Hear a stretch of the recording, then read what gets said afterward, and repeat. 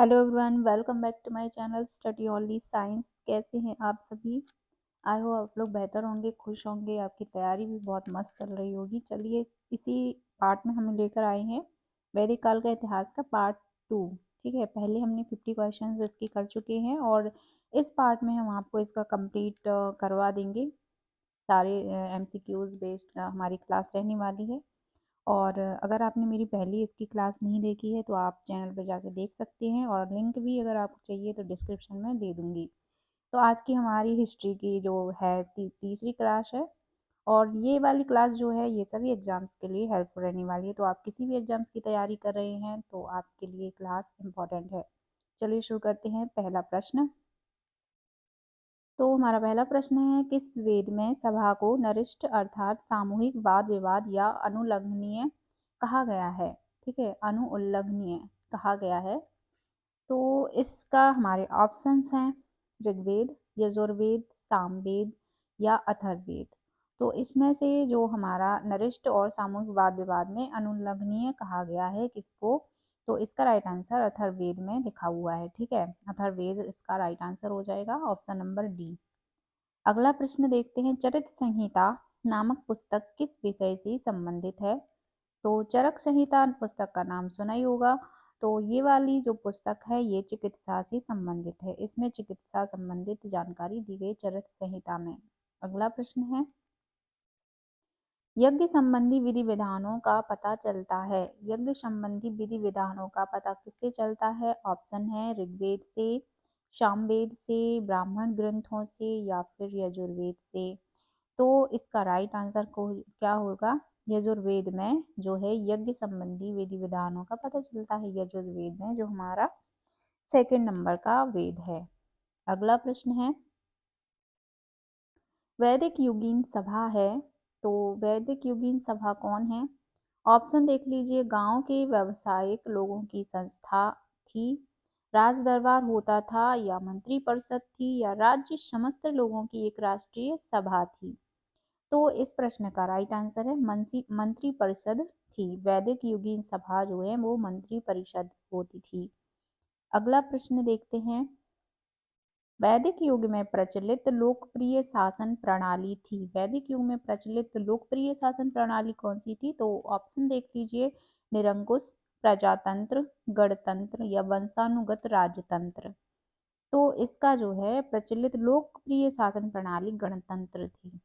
ठीक है, अगला है, सबसे प्राचीन वेद कौन सा है?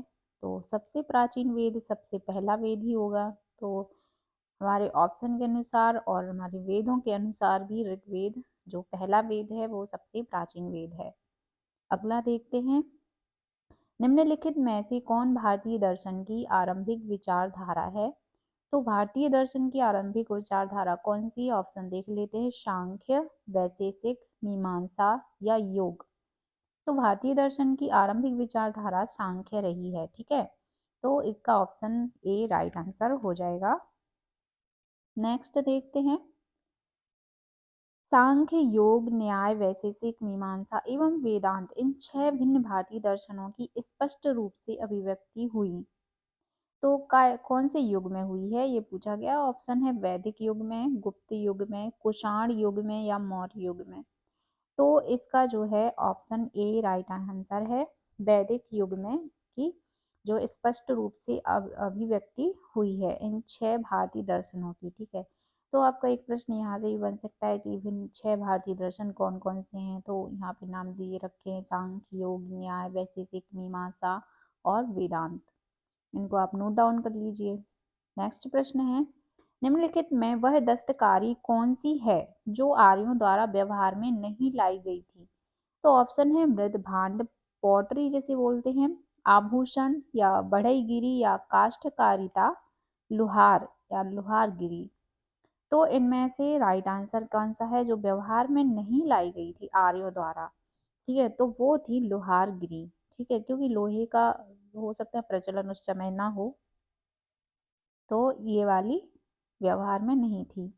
नेक्स्ट है, ऋग्वैदिक काल के उस सबसे प्रधान देवता की पहचान करें जिसकी स्तुति में 250 सूक्तों की रचना की गई थी। तो 250 सूक्तों की रचना किस में देवता की वजह से की गई थी, किस वो प्रधान देवता हैं कौन से ऋग वैदिक काल के? ऑप्शन है इंद्र, अग्नि, वरुण और सूर्य। सॉरी। तो इसका राइट आंसर है इंद्र। ठीक है, इंद्र के माध्यम से इनकी स्तुति में 250 सूक्तों की रचना की गई थी। नेक्स्ट है, ऋग्वेद के किन 6 मंडलों को वंश मंडल या गोत्र मंडल कहा जाता है? वेरी इंपॉर्टेंट प्रश्न है, नोट डाउन कर लीजिए या स्क्रीनशॉट ले लीजिए। तो ऑप्शन है हमारे दूसरे, हाँ इसको आप समझ लीजिएगा, दूसरे मंडल से 7वें मंडल तक, पहले मंडल से 6ठे मंडल तक, तीसरे मंडल से 8वें मंडल तक, या चौथे मंडल से 9वें मंडल तक। तो 6 मंडलों में किन में, ठीक है, तो वो कौन से 6 मंडल हैं? वंश मंडल में और गोत्र मंडल जिसे कहा गया है। तो इसका राइट आंसर दूसरे मंडल से 7वें मंडल तक। और आपको पता ही होगा कि 10 मंडल हैं टोटल ऋग्वेद में। तो आगे बढ़ते हैं। किस वेद में जादुई माया और वशीकरण, मैजिकल चार्म्स और एंड स्पेल्स का वर्णन है? ठीक है, तो जादुई माया और वशीकरण है किसमें?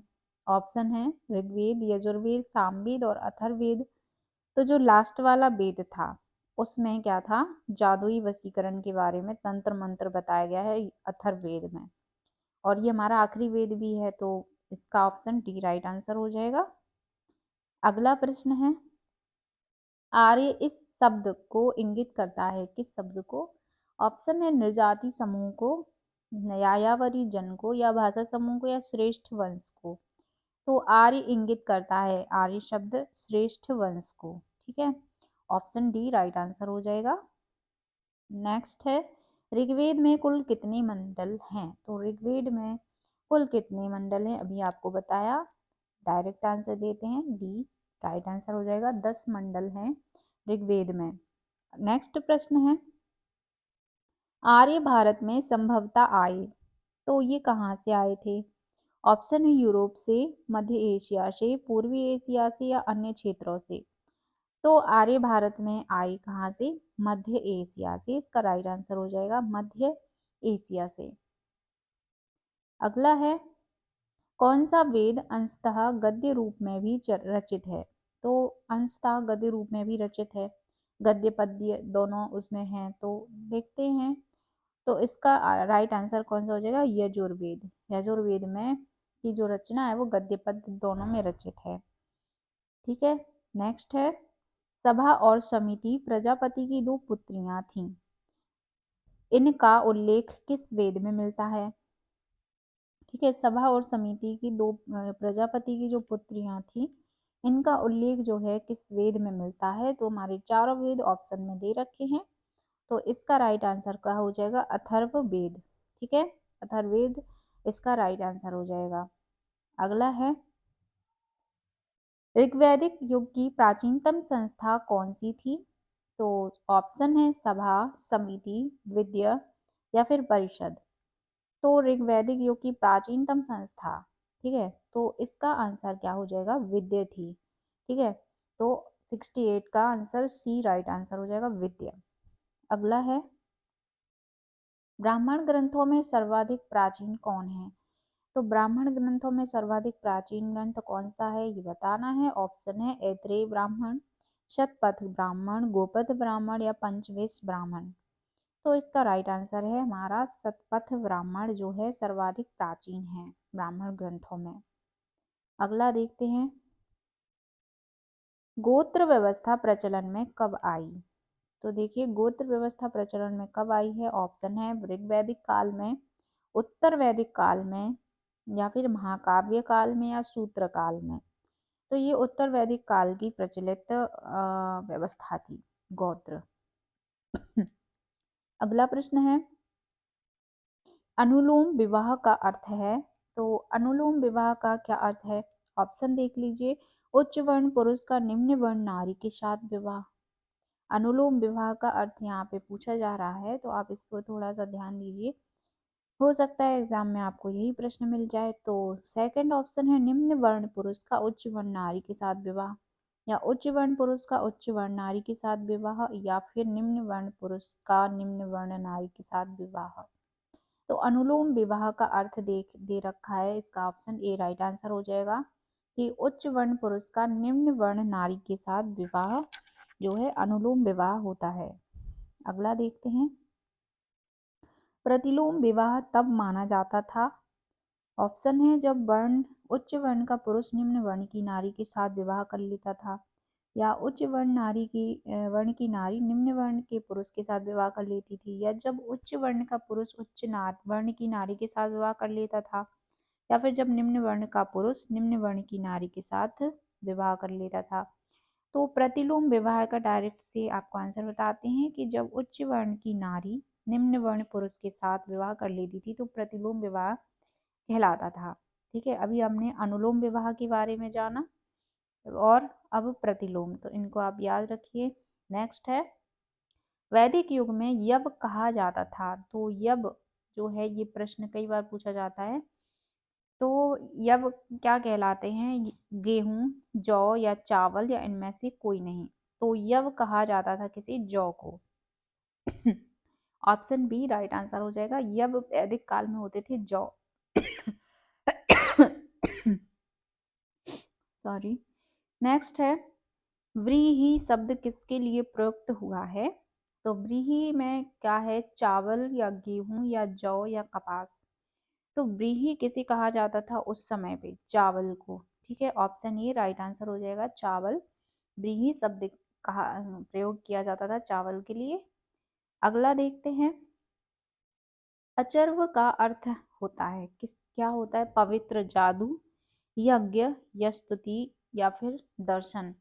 तो अचर्व का अर्थ क्या है, तो इसका राइट आंसर है पवित्र, जादू। ठीक है, ए राइट आंसर हो जाएगा, अचर्व यानी कि पवित्र, जादू।